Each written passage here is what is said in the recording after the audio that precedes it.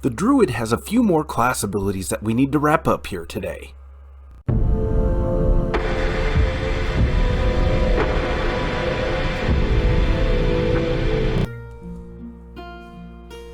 Hello everyone, and welcome back down here to the Gamer's Den with me, your host, Jordan, your master of lore and storyteller extraordinaire, here to wrap things up for the first edition Pathfinder Druids class abilities. We're getting into things like Wild Shape, Thousand Faces, a lot of really interesting, useful, or at least varying degrees of useful kinds of class abilities that we are going to make great use of here with this build. But before we get into everything here, if you're new here to the channel, go on down there, hit the subscribe button, and become a regular member here at the Gamer's Den. Or if you've already gone on ahead and listed yourself on such an incredible roster of legendary heroes, then go on down to hit the like button and share the video far and wide. But now let's finish talking about these class abilities, and to kick things off for today's episode, we have what will be the crux of our build, aside from the spellcasting that we get as a full spellcasting class, and that is Wild Shape. Coming in at level 4, you can change into a small or medium-sized animal you're familiar with one time a day, +1 every 2 levels, and it eventually progresses to being at will at 20th level as your capstone ability. The animal must be one the Druid is familiar with. This lasts 1 hour a level, and you lose the ability to speak while you are transformed into your wild shape. Now, at 6th level, you can add tiny and large animals, works like Beast Shape 2, and small elementals, or Elemental Body 1. By 8th level, you can add in diminutive and huge animals, Beast Shape 3, medium elementals at Elemental Body 2, small and medium plant creatures as per Plant Shape 1. Now, animals are still going to be your best bet, those various forms there. Those abilities are going to be incredible, though there are some situations that I can think of where being able to transform into an elemental is still going to be fairly useful. You get certain immunities and other abilities that are going to be fairly useful for you. The plant creatures are not the best, but they're not bad either. Certainly they're thematic and fit very well with the Druid overall, but you're going to be leaning more into your animal forms, and then to a lesser extent the elementals, and very rarely you're going to be going into being any of the plant creatures, except for certain circumstances. But continuing on with Wild Shape, by the time you hit level 10, you can now add in large elemental forms per Elemental Body 3, and large plant creatures as per Plant Shape 2. Then, by level 12, you can add huge elementals as per Elemental Body 4, or huge plant creatures, Plant Shape 3.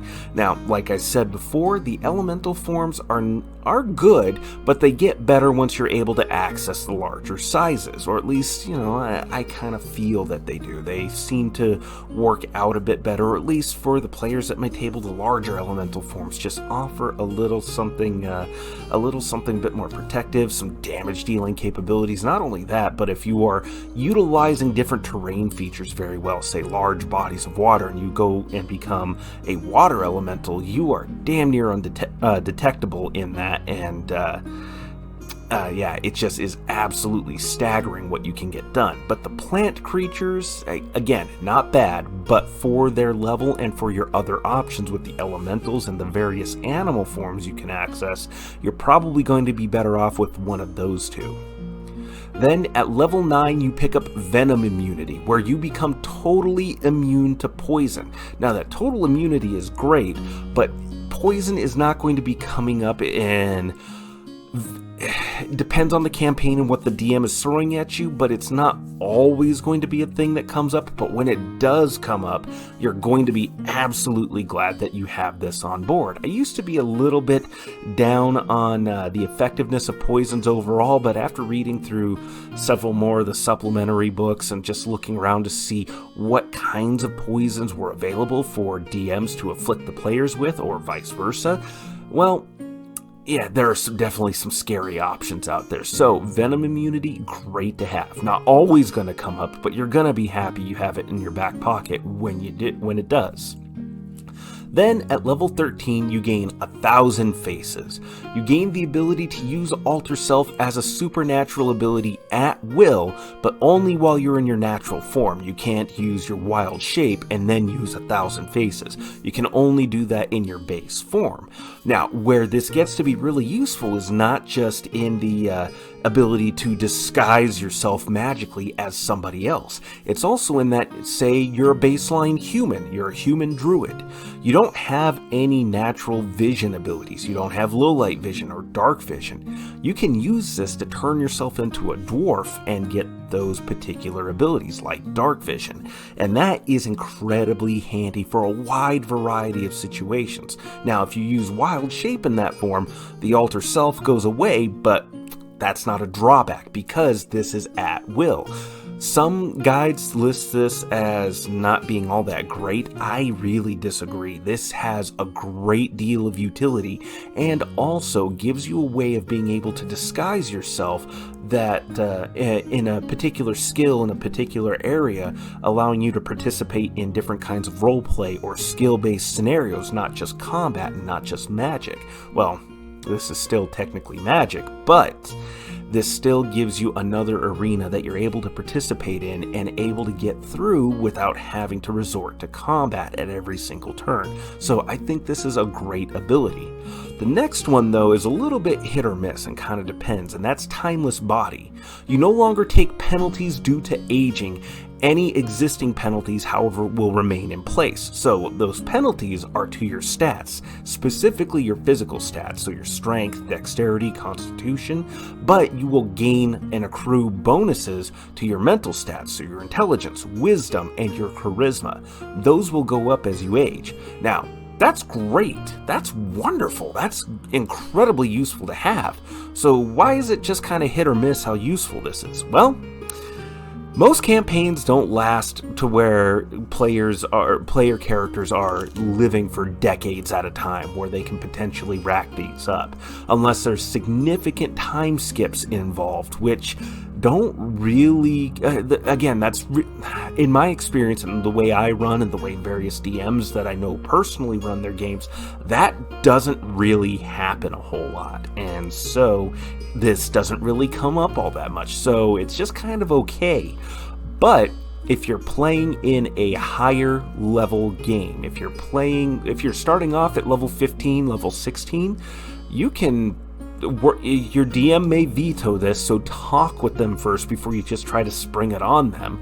But try to negotiate with them a little bit, especially since you're a spellcaster and having a boosted wisdom score is useful. See if you can't start off at a more advanced age and just have it locked in to where you've accrued some of the bonuses but none of the penalties.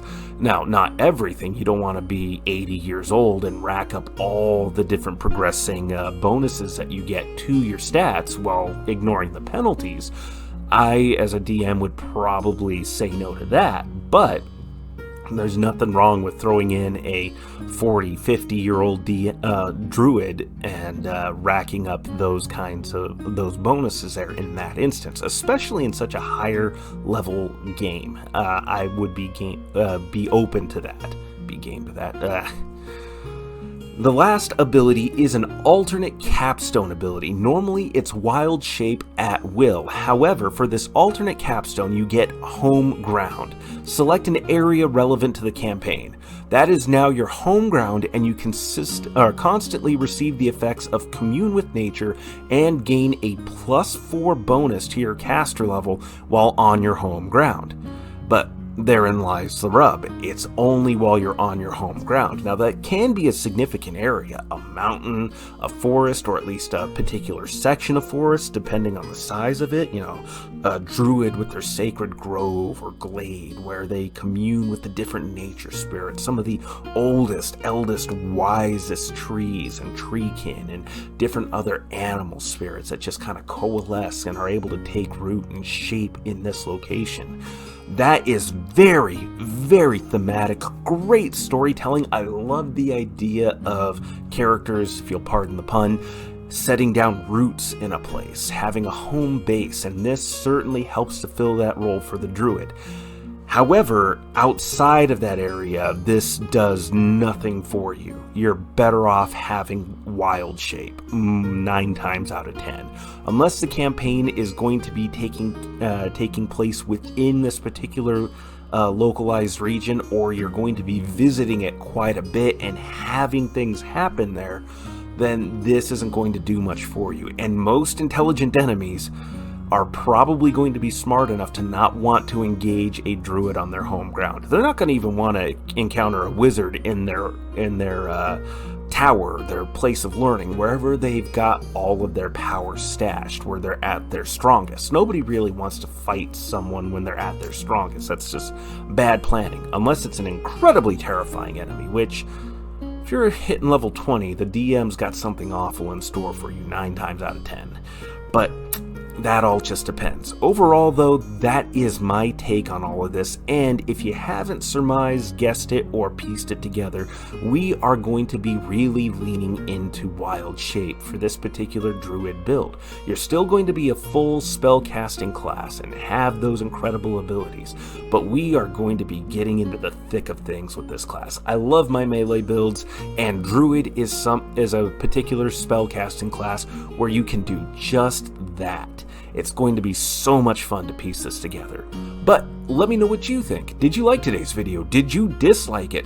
Go on down to the comments below and let me know your thoughts. Hit those like or dislike buttons and we'll engage in discussion down below. And remember, if you're new here to the channel, go on down there, hit the subscribe button, and become a regular member here at the Gamers Den. But with all that said, I've been your host, Jordan, your master of lore and storyteller extraordinaire. Thank you folks so much for your time, and you all have yourselves a good night. Let those dice roll on.